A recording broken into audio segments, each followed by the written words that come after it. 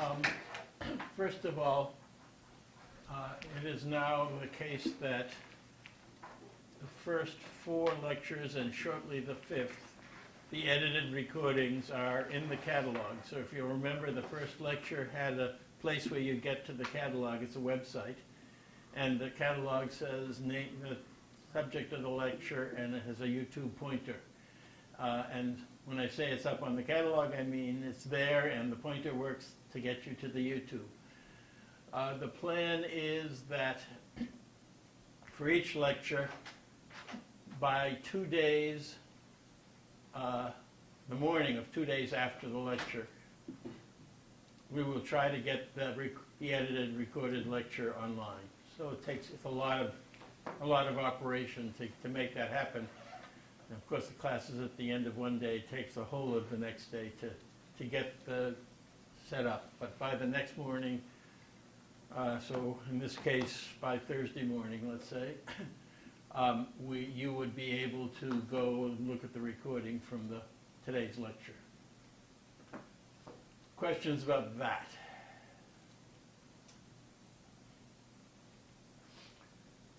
Secondly, apologies or sorry for the fact that the power supply of our camcorder crapped out towards the end of the last lecture. And so I will pick up where it crapped out, if you will. And so the edited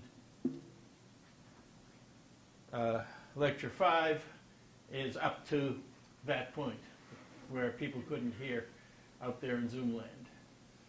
So let me just double check. Would someone in Zoom land say something so that I can make sure that you're hearing me today?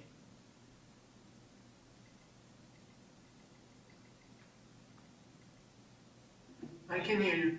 Great, thank you. Okay, are there questions from anything? Okay, let us continue. The problem we're dealing with is, this first problem is dealing with, I can't get this floating thing to remain disappeared. Okay,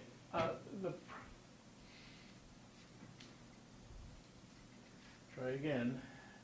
This may not, I don't know if this is being seen on the screen for the far people, but the near people are seeing interruption. There we go. Okay, the problem we're dealing with is a representation of point distribution models as being transformed to being points being a representation in terms of spherical harmonic functions, which are functions from the sphere, from places on the sphere, theta phi, onto corresponding points on the object. And when I say corresponding points, you have this PDM that is your representation of an object, but you also have all other possible points on that object that aren't those particular points. And the beauty of this method is that once you establish the coefficients of the spherical harmonics, you can evaluate those for any theta phi on the sphere to get its corresponding XYZ position. Okay? This is a property of things that are of representations that are based on continuous orthogonal functions, like Fourier functions in 2D, for curves in 2D, or the spherical harmonics for surfaces in 3D. So the basic point is that each of x, y, and z of a point on the sphere is a point that is represented as a linear combination of basis functions. These are orthogonal basis functions, the psi super I, they're the spherical harmonics. They increase, as we will see in the next slide, as I increases, the frequency in latitude and longitude increases. That is to say, the wavelength gets smaller and smaller, and you're representing more and more detail as I, as the superscript I increases. And the problem then is how to figure out from the set of training points what the coefficients bx, by, and bz for each index I are. That's this double underline means the first underline is over x, y, z, and the second underline is over I. Okay? Any questions about that? So,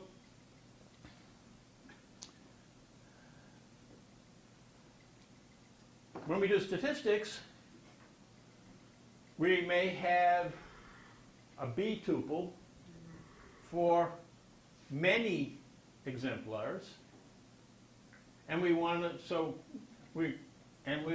do statistics on them. For example, we might want to know what the mean object is, and we can do that quite nicely by simply doing Euclidean means on these B examples. The same thing goes for covariances and so on, right? So the point is we can get statistics on the B's. However, you should be careful because the means of producing correspondence of the spherical harmonic approach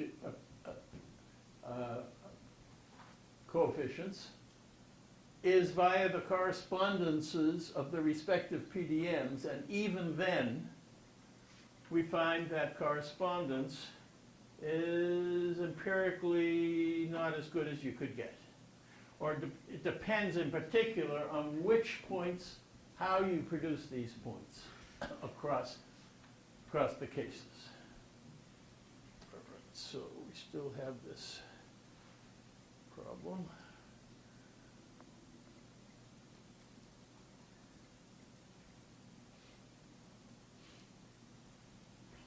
If you have the points on the sphere, which you can see in the middle, at their respective equally spaced positions, right? You see this discretized sphere.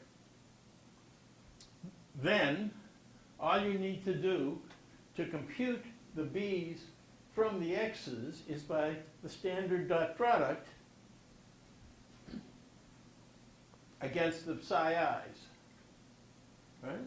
So all you need is to sum over the points k, x, k, psi I, no, psi k, of theta k,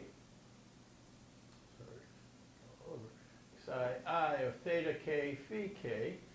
If theta k and phi k are the points on the sphere, the discrete points on the sphere, then this gives you bxi. It's just a dot product between the ith spherical harmonic function and the corresponding xy values at those points. Okay? And likewise for y, gives you the yb, and z k's give you the zb's. Okay, so it's a very nice, easy computation. And this I showed last time, but I'm not sure that the people at a distance saw it when we talk about it, but the idea is that the rows on the top are the values of the spherical harmonic basis functions on the sphere, and that the top level is a constant, the next level varies with fundamental base frequency in either the latitude or the longitudinal direction. The next one's cycle twice as fast with half the wavelength, and so on down the line. The question then is, how do you get a set of points on the object that will map onto these equally sized triangles on the sphere. Right? All the triangles are equal size on the sphere. The best method found here is to try to make all the points here of the little triangles on the sphere map onto triangles on the object that are all the same size as each other. Okay, so this little triangle you want to be the same in area as that triangle, and so on, right? And that is done by this method, due to Brechtbühler, which you can look up.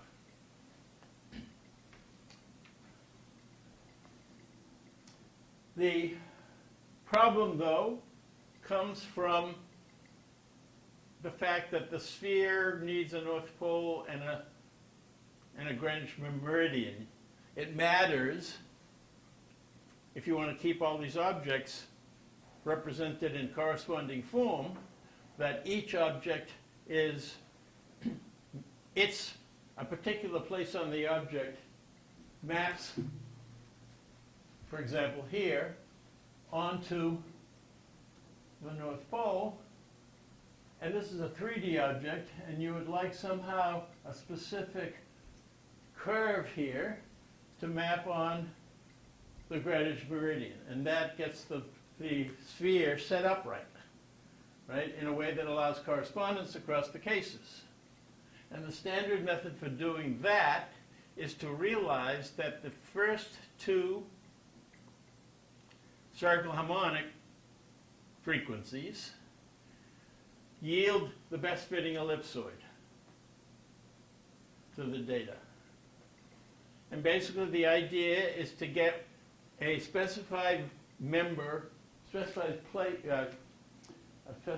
vertex of the ellipsoid to map onto the North Pole, and a specified crest of the ellipsoid that maps from its North Pole to its South Pole to map onto the Greenwich meridian.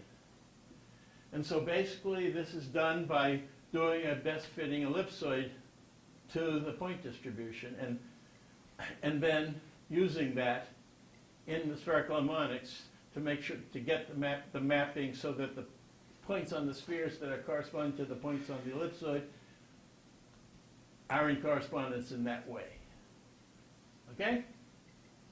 Questions?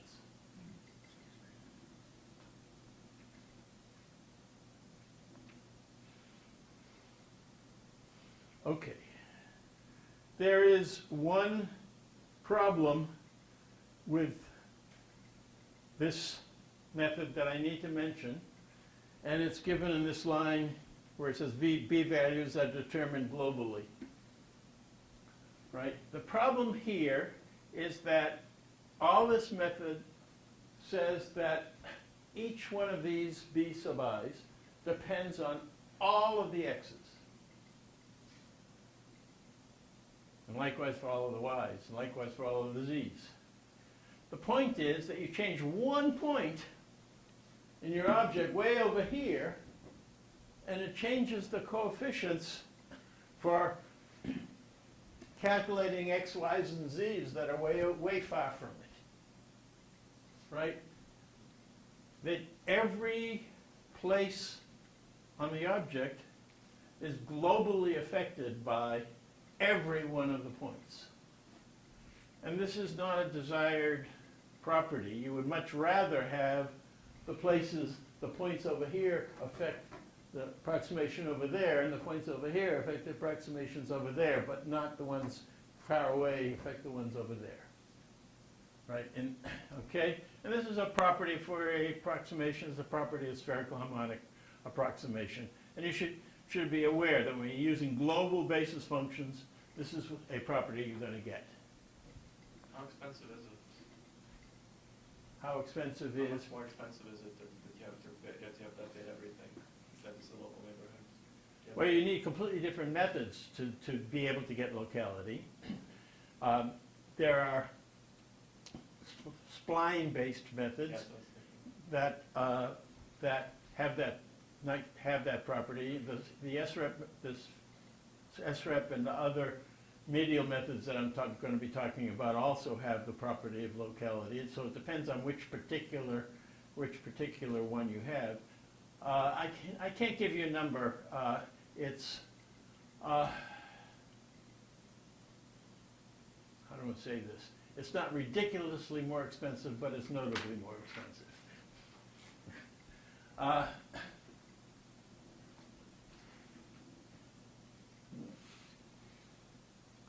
Okay.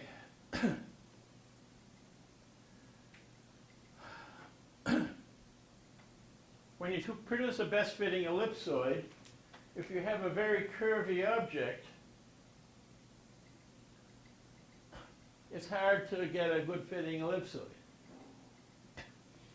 And that means that your correspondence gets problematic. One way to do it is there exist straightening algorithms to take an object and straighten it, and then get the best fitting ellipsoid. So you sort of uncurve the object. But those straightening algorithms depend on things like a skeletal object representation. So that makes another problem for the spherical harmonic method.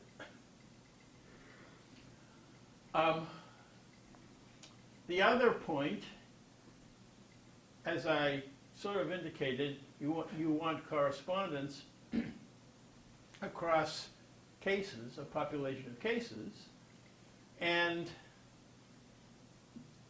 that means that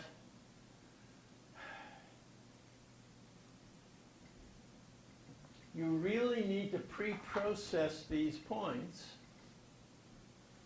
so that A, they have correspondence across the cases, and B, that they can be turned into points that are spaced with this equal angular spacing that we said we wanted to map nicely onto the sphere. So you have to be able to A, get correspondence, and then B, derive from those places that are in correspondence what the places are that are now in correspondence but have these equal area triangles. It's been shown that SREPs, the skeletal representations that we have developed here, allow you to do that. And to do that in a way that if you use that correspondence rather than some other methods of correspondence that have been tried, actually produces better statistics. Okay? Statistics that, according to various statistical measures that we will talk about next time, give you better properties of the classifications, for example, that you may use based on these statistics.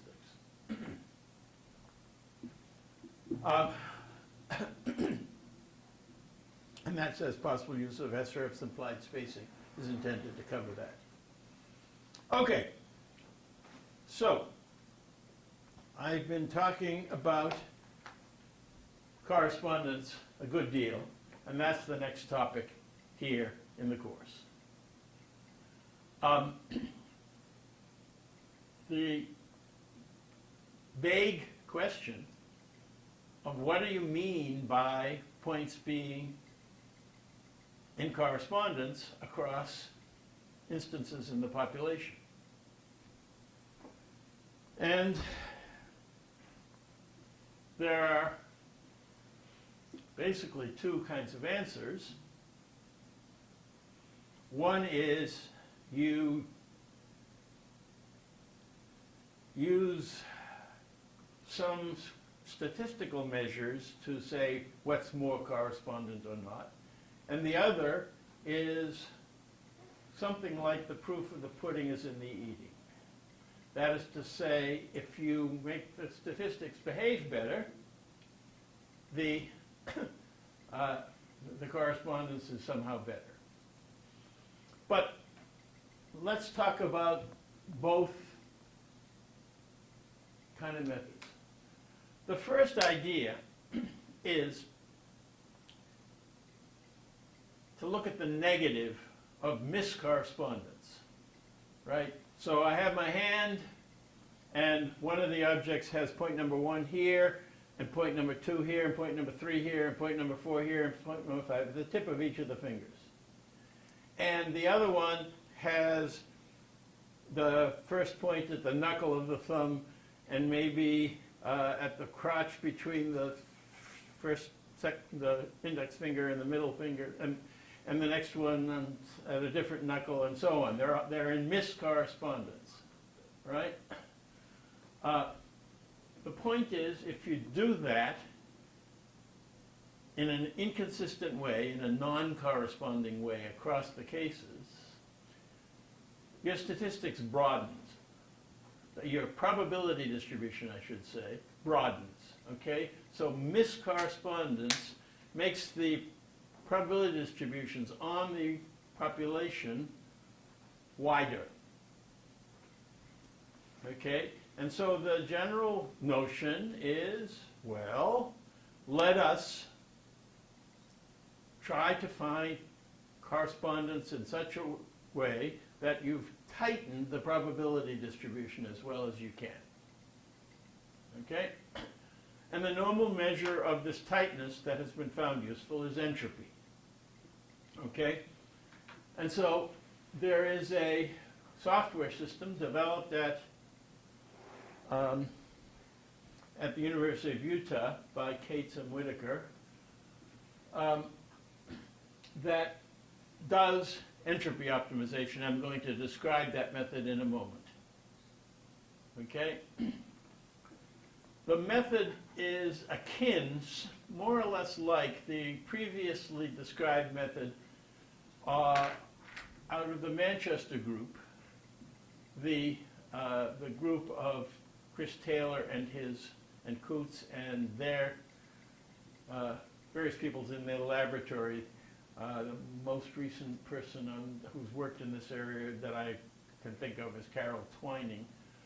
Anyway, and they take a description point of view. They say basically, if you want to describe all the objects and their probability distribution, how many bits is it going to take to describe that? All of the objects in the training population and the probability distribution. And essentially, they call that thing, the number of bits, the description length, and they go and say, I want to minimize the description length. Okay, it turns out that that's equivalent, in an appropriate way of thinking, to an entropy optimization.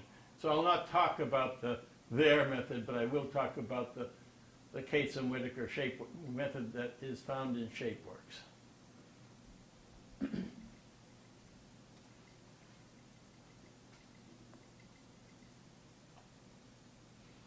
Okay, so here's the situation. You have here two shapes, A and B, and you want to have them in correspondence. And somehow, so the color isn't supposed to indicate which point is in correspondence with which.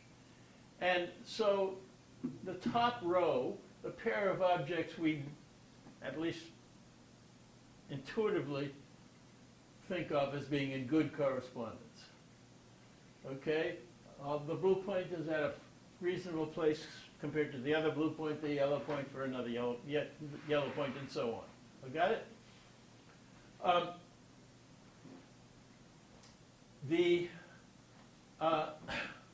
The second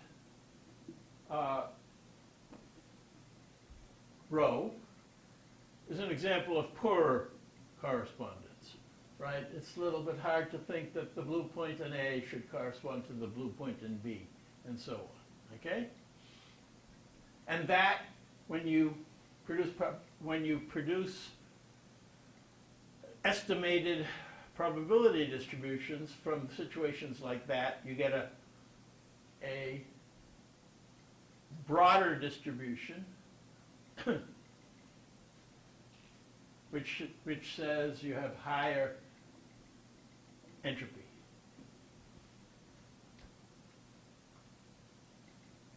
But wait a second.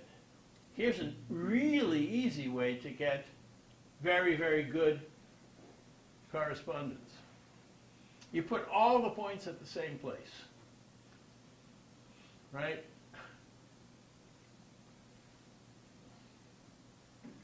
They're not spread out across the object, but they really can give you a very tight entropy, a very tight probability distribution. So it's not good enough just to have good ensemble entropy. You also need good spread of the points around the surface of the object, around the boundary of the object. I mean, after all, take all the objects and just make sure they have a common point. They intersect at each one of them has a particular point on that. Then all the points will be the same. And oh, wonderful ensemble entropy, absolutely ridiculously bad surface spreading. The beauty of the Kate's method is that they were able to realize that both of the spread measures and the ensemble entropy, that the probability distribution that you derive, its tightness, can be measured as an entropy. And as a result, we can get a linear combination of like things, of entropies, and then once we have that entropy measure, we can optimize it. So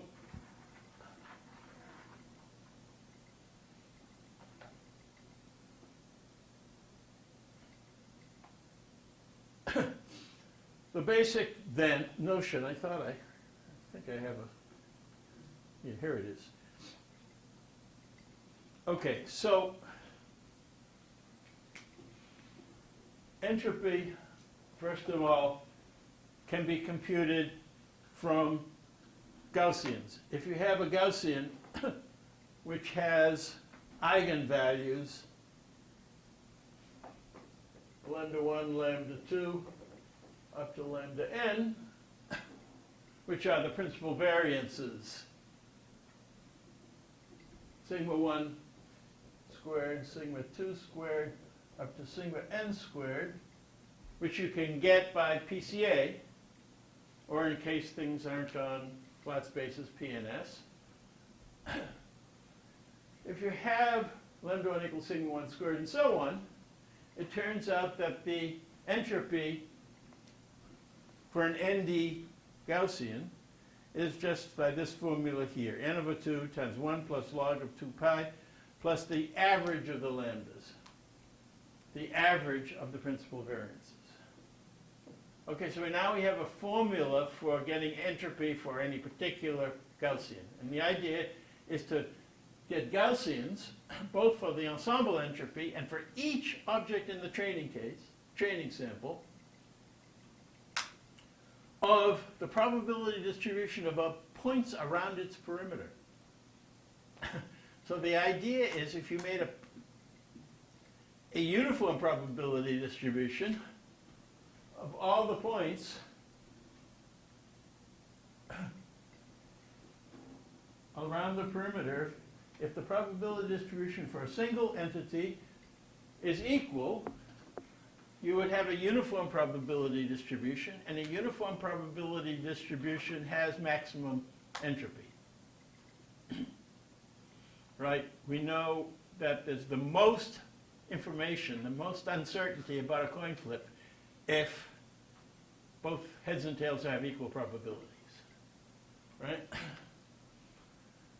So, their idea is to take each training case,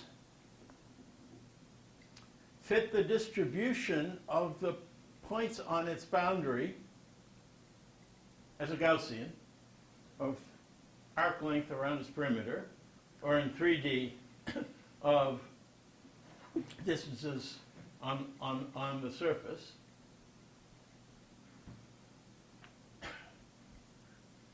Do Parson windowing, which means blur the hell out of that into those individual peaks at the point for each point till you get a smooth distribution.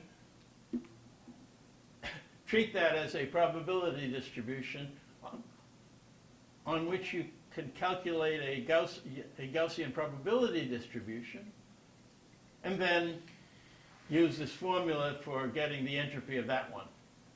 And what I need is if I have n training cases, I want to take the sum of the entropies of those training cases having to do with the smoothness of the flatness, the uniformity of the probability distribution, and you want to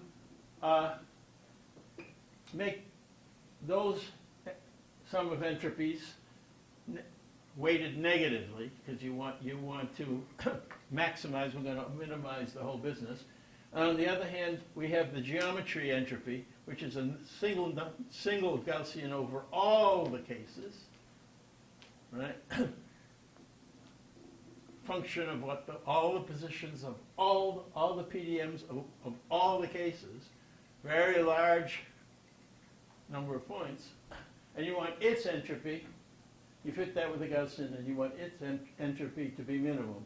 So they minimize the ensemble entropy minus the sum of the entropies of the individual cases. Now you might ask, why do you weight these by 1 in that sum? Why not half or 1,000 or 1,000 or what have you? And the answer is, empirically, they found 1 to work pretty well. Okay, so their problem then is in ShapeWorks to produce this tight probability distribution with well-sampled points around the boundary.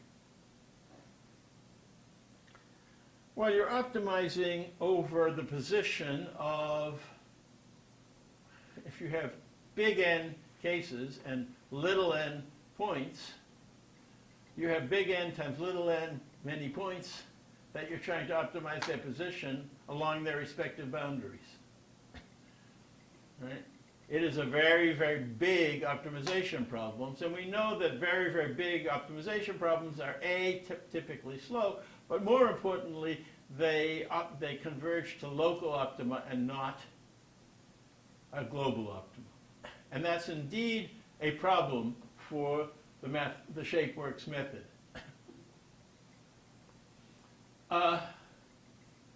The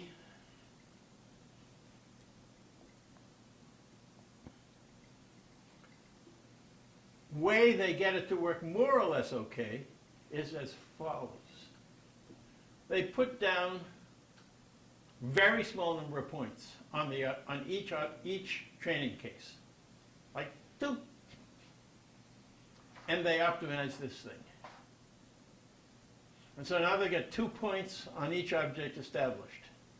And then they take the halfway point between, somehow take the geodesic between those 2 points and go halfway between them in both directions. And now you got 2 more points. And now we optimize the foursome. And then we double again, and we get 8 points, and 16 and 32. Anyway, the point is you do this successive optimizations, essentially a multi-scale optimization that you're doing, and you end up with a better chance at getting the optimum or near it than if you try to put all the points down at once. Okay. An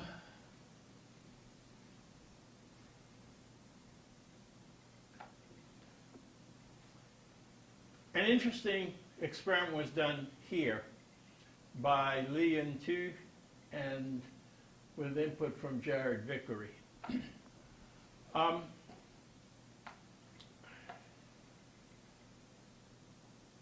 Methods that we'll describe later of generalization and specificity were measured on the probability distribution that you got from the Kate's method. But alternatively, Lee and Tu came up with a method that was based on SREPs. So let me remind you what SREPs give you. They give you a skeleton. In 3D, it's a surface. And they give you vectors that go, what we call spokes, that go from the skeleton out to the boundary of the object. And Lee and Tu's dissertation is online at the MIDAG website, and her papers said, what we want is we want good spacing. Okay, the data is going to be what the positions are on the skeleton, where the skeleton is, well, what the positions are on the skeleton, and what the length of the spokes are and the direction of the spokes. But she went and measured correspondence now, uniformity, not just on the boundary, but also correspondence at the skeleton, and also correspondence of the areas, in 3D it's volumes, of these spacings between the places. And she found an entropy measurement that optimized the ensemble of the whole SREP representation on the one hand, and uniformity measures on uniformity at the boundary, uniformity at the skeleton, and uniformity of the space, the interior space covered by the skeleton. And she came up with an optimization for a particular set of cases to which we also applied the ShapeWorks method. In order to make a fair comparison, to be unfair to the SREPs method and be biased in favor of the ShapeWorks method, the final analysis of this generality and so on was not on the SREP itself, but on the SREP implied boundary points. So we had SREP implied boundary points optimized according to the SREP entropy criterion, as compared to the direct optimization of the boundary points by the ShapeWorks method. And the SREP-based means of producing correspondence 1. Okay, that's an interesting result. This was only on a particular, set of data. But that suggests that you can do better with a better geometric model than the PDM if you want to optimize, even if you want to only optimize the PDM. The problem is that Tu's optimizer took effectively forever to optimize, right? I mean, months for something that has a reasonable size SREP with a computer that you need a memory that is beyond normal access. So it's not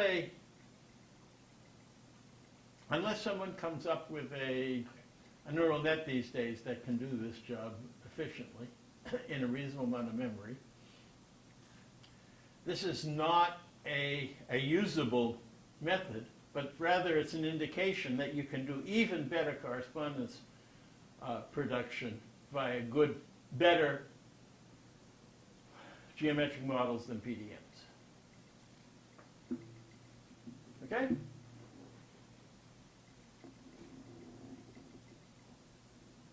Any questions?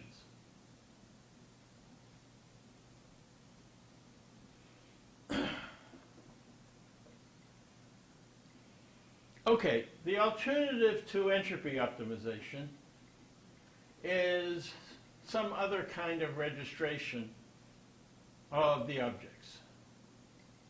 So now we have an ensemble of objects, a set of training cases. And what we want to do is some kind of registration among them.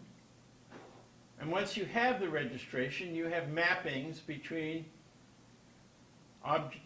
typically what you end up with is, let me erase some of this.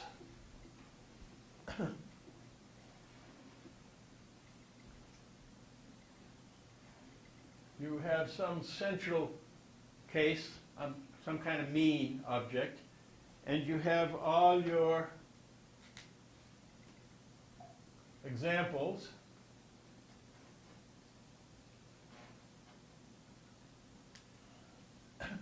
And you register all of these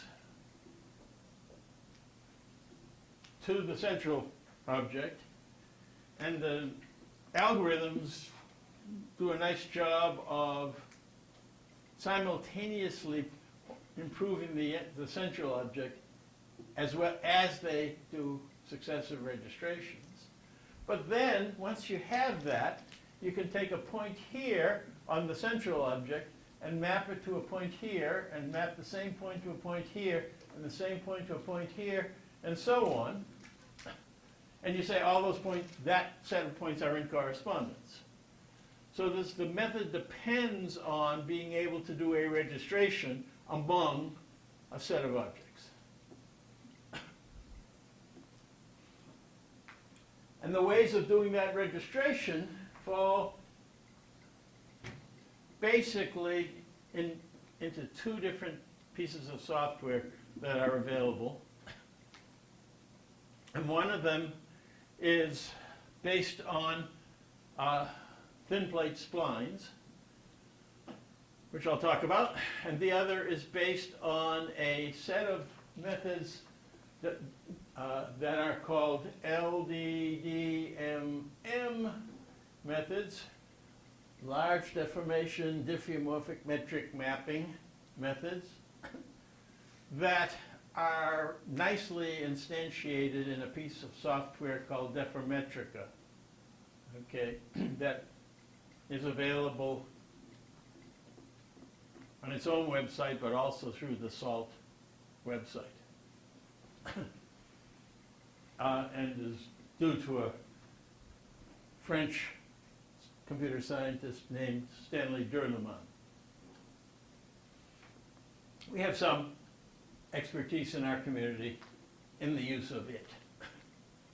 Indeed, Nick took advantage of that knowledge by one of the Kitware employees, James Fishbaugh. Thank you for reminding me his name. Okay, fine. So what I'm going to do is briefly tell you about both possibilities: how thin plate splines work, what its strengths and weaknesses are, and secondly, how the basic ideas behind LDDMM are. Okay, and so questions so far? Anyone? Any out in the Zoom world? Any here? Okay, so let us make some space on the board.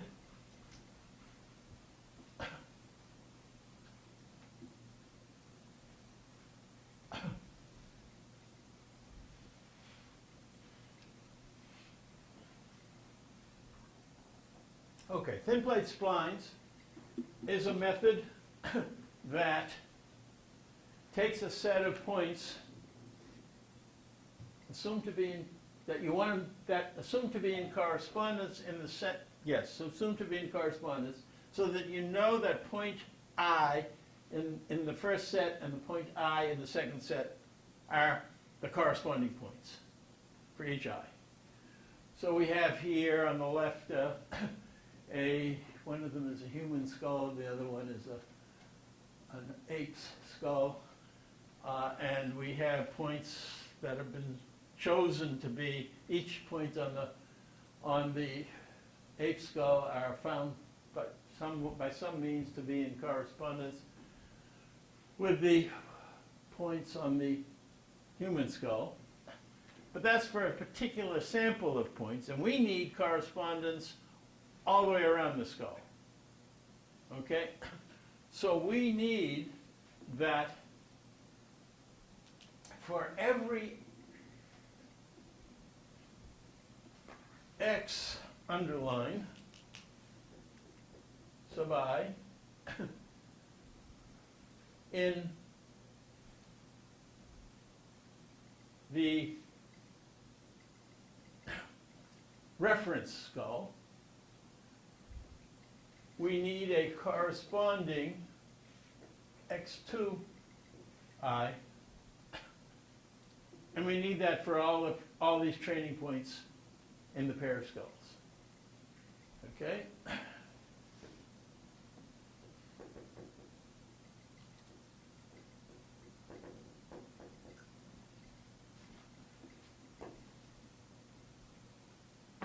And what we're trying to yield is a function x prime of x,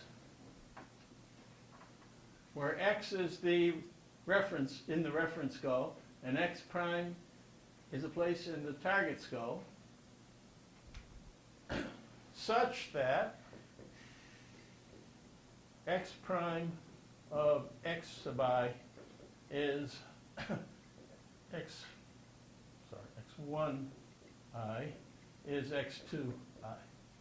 That the x prime function interpolates, but now it's a continuous function mapping any point on the boundary here and into the other, and we can take a dense collection of points that we now consider to be in correspondence and do our statistics on them. Okay? That's the basic notion. So the question then is how to produce this mapping x prime of x. And this method is, first of all, due to Frederick Bookstein. Fred was a beautifully creative and smart scientist who wrote badly. And so his book describes the method, but I wouldn't recommend reading it. Rather, you will find the book by Dryden and Mardia, either edition, to describe Bookstein's method better. Okay, so you're going to learn it, you learn it from that. The algorithm itself is available in lots of places online. Okay, so I'm describing the method that Bookstein developed. And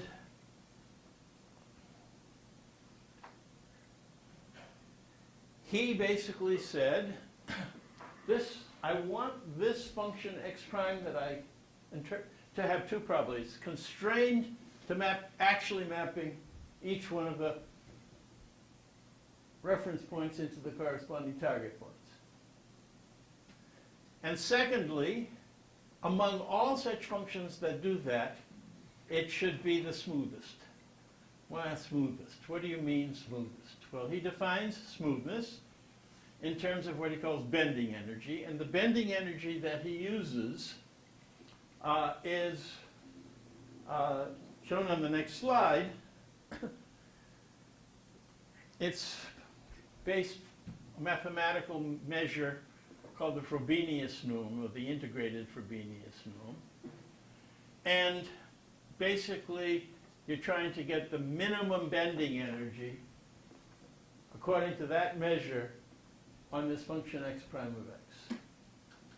So it's a constrained minimization problem, which sounds hard until you realize that the solution to that problem is made by solving a set of linear equations. And completely tractable number of linear equations. Okay, and so it's fast. Okay, and before you do anything for any of these deformation methods, and in particular for this one, the first thing you do is to do an affine transformation. Let me just remind everybody what an affine transformation is.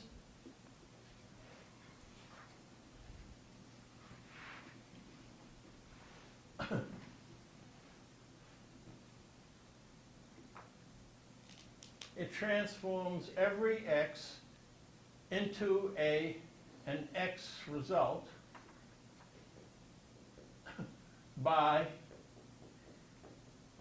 multiplying x by a matrix and adding a constant vector. So this is just to remind you that each one of these x's is an x, y, and a z. It's a 3-tuple. This is a 3 by 3 matrix that you're trying to compute. And this is a 3-tuple. And so it's a 3 by 3 matrix times a 3-tuple plus a 3-tuple. And you're trying to do that to optimize the Procrustes sum of squared differences among corresponding landmarks. Okay? The sum is, and if you realize that any matrix, square matrix, can be written as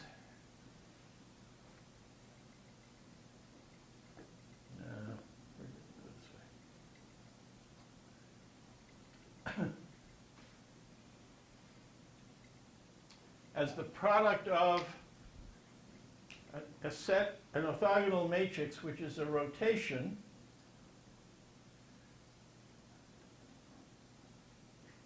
let me move this way, R1 on the right and R2 on the left. Okay, so if you apply A to an X, it says rotate the point according to this U rotation matrix. Then take this the objects now in this rotated coordinate system and scale each direction by non-uniform positive scaling. So scale this one by 2, this one by 1/2, this one by 3/4, whatever it is. That's what the lambdas are, those three. And then rotate again. So every matrix can be understood as a rotation, a uniform scaling, non-uniform scaling, a scaling in each of the 3 directions, and then a new rotation back. And the result of that is that it's a straightforward computation to find the capital A and the B, which is a translation, that minimize the Procrustes measure of sum of square distances between corresponding points. And that turns, so essentially what I'm saying is that you are doing some kind of super scaling and rotations, and translation, it's an alignment that's called affine transformation. So it's sort of a super alignment. And the idea is do a super alignment before you run the Bookstein method or any other of these other methods like the Diffeomorphism method. Okay, so we're going to take all of our points, for each pair of points, in this case, this and the one in the center would be one thin plate splines deformation, and this would be another, and this would be another, and so on. And for each such pair, we're going to do the alignment And then we're going to run thin plate splines, which is going to give me my optimum x prime function. Questions?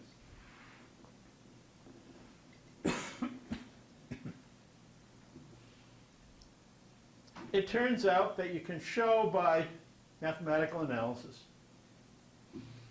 that the solution x prime of x will be of the form, first of all, an affine transformation, and then a weighted sum of so-called radial basis function measurements.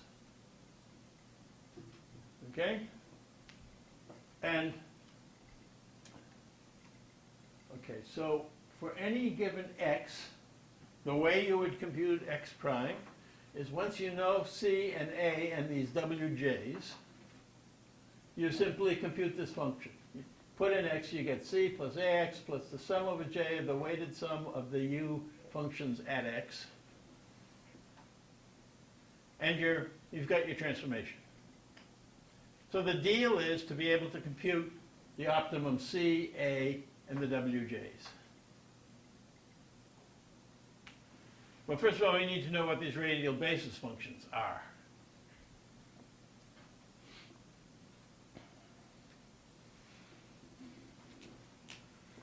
Okay, so in the reference case, we have a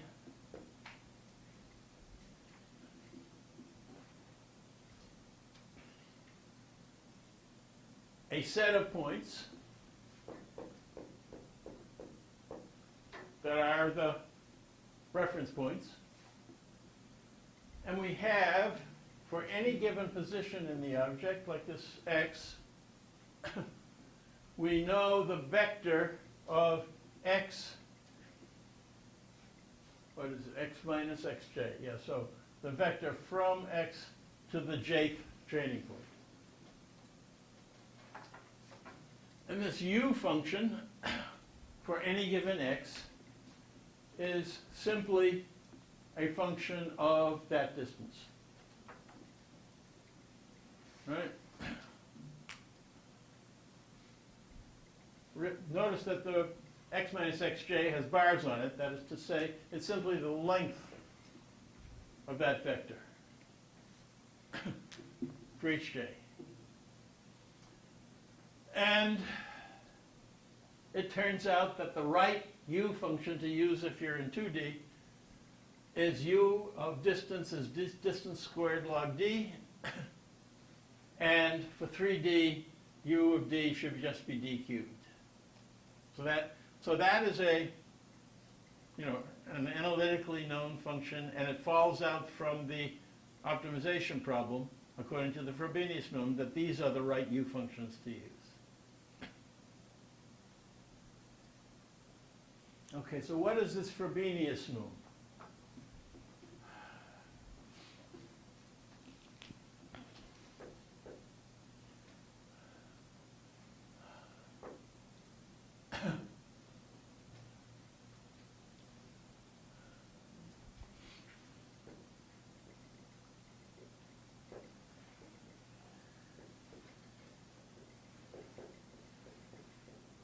Okay, when I write x underline prime of x, I mean three scalar functions of three variables. I mean x prime of x, y, z. I mean y prime of x, y, z. And I mean z prime of x, y, z. Okay, so you have three scalar functions, each of three variables. Those are continuous functions. They're going to take this form up here.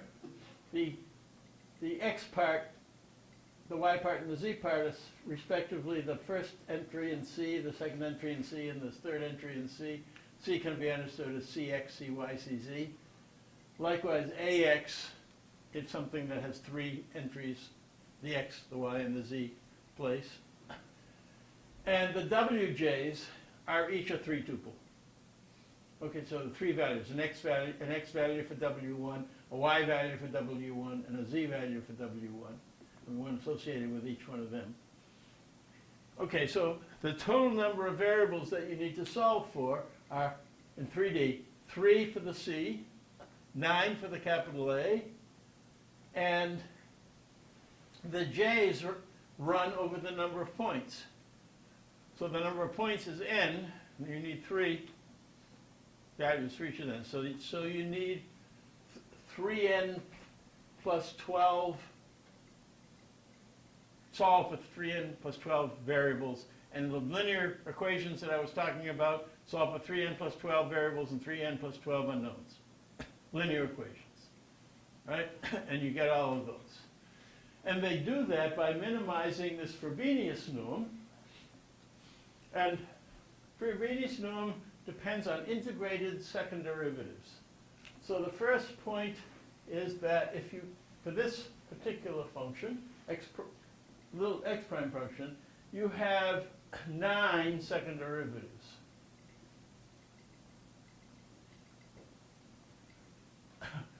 The Hessian, d2x prime with respect to x twice, with respect to x once and y once, with respect to x1 and z once, with respect to y once and then z once, with respect to y twice, with respect to all 9 of the entries of the Hessian. Right? So you have 9 here, and likewise for this y function you have 9, and for this z, so you have 27, at any given x, y, z, you have 27 second derivatives. The idea is that bending, they say linear transformations aren't a bending. Constant addition don't bend anything. Second derivatives say how much things are bent. So you have 27 xy, 27 second derivatives, and you take the sum of all those second derivatives squared, and you integrate it over infinity, over all of space. I mean all, not just over the object, but over all of infinite space x, y, z. And that's the integrated Frobenius norm. Okay? And then the problem, the linear equations come from minimizing that integrated Frobenius norm. But in that sense, the least bending energy. So it has the nice property of being easy to compute. It has a number of problems, number of negative aspects. They're listed here. The first is if your correspondences are not, if the distance between corresponding points here, the distances between, so this point and the corresponding point here, are not small compared to the spacing of the points, you can get non-diffeomorphic solutions. That is to say, a registration that's not one-to-one, that maps more than one point in the reference onto the same point in the target. Well, frequently that's not a problem, and so typically you do get diffeomorphism, but when that's not the case, then you can't use this for registration to produce correspondence, to produce general correspondence over all the x's, x, y, z's. And then you're stuck with a LDDMM kind of approach. The second problem is that the method is not symmetric, meaning if you map a reference onto the, where this is the reference and this is the target, you get a particular transformation. If you do it the other way around, you let this be the reference and this the target, and the one mapping is not the inverse of the other. You don't get the same, essentially the same relation between the two objects depending on which is the reference and which is the target. And this can sometimes be a problem, and you need to live with that if you're going to use thin-plate splines. And the third is, surprisingly, it's not affine invariant, despite the fact that it, okay, so notice that the transformation consists of an affine transformation plus this weighted sum of warps, where the warps are the weighted sum of these u functions, these radial basis functions. And notice that the second derivatives of a constant or a linear term are all zero. Right? The first derivative of a constant is zero, the first derivative of something linear is zero. So you would have thought that if you took all your data and affine transformed it, and then did that for the target as well, with the same affine transformation, and then solved this problem, and then de-affined the x prime function, inverted it, that you would get the same as if you hadn't done any of the affine transformations. And unfortunately, it's not true. So what that means is that all this pre-alignment really affects what the final solution is. The overall solution is going to be the composition of the pre-alignment followed by thin plate splines. And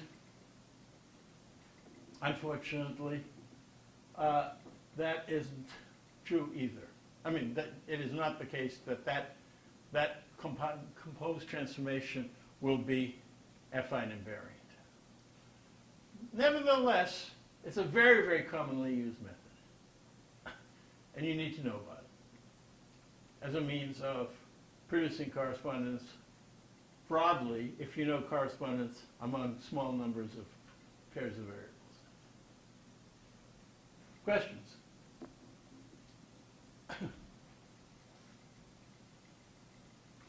Okay. The LDDMM method take a lot of time to describe. We teach it in Comp 775. I'm going to give you a brief overview. The basic idea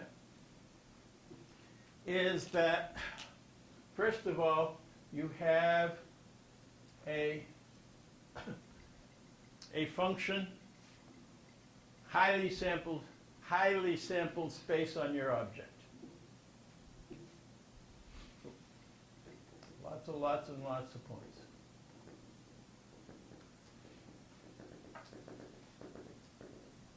All right. And at every point, basically people use a grid of points in x, y, z. What we're going to do is think of, for that point, to produce a curved path on that point such that at the end of the curved path you get a deformed object. Every point has been mapped from where it started to the end of that curved path. And so the set of these so-called, these curved paths applied to the original point is supposed to yield a diffeomorphism. Okay? So this is supposed to yield a general function d, a deformation function, on any x, not just these points.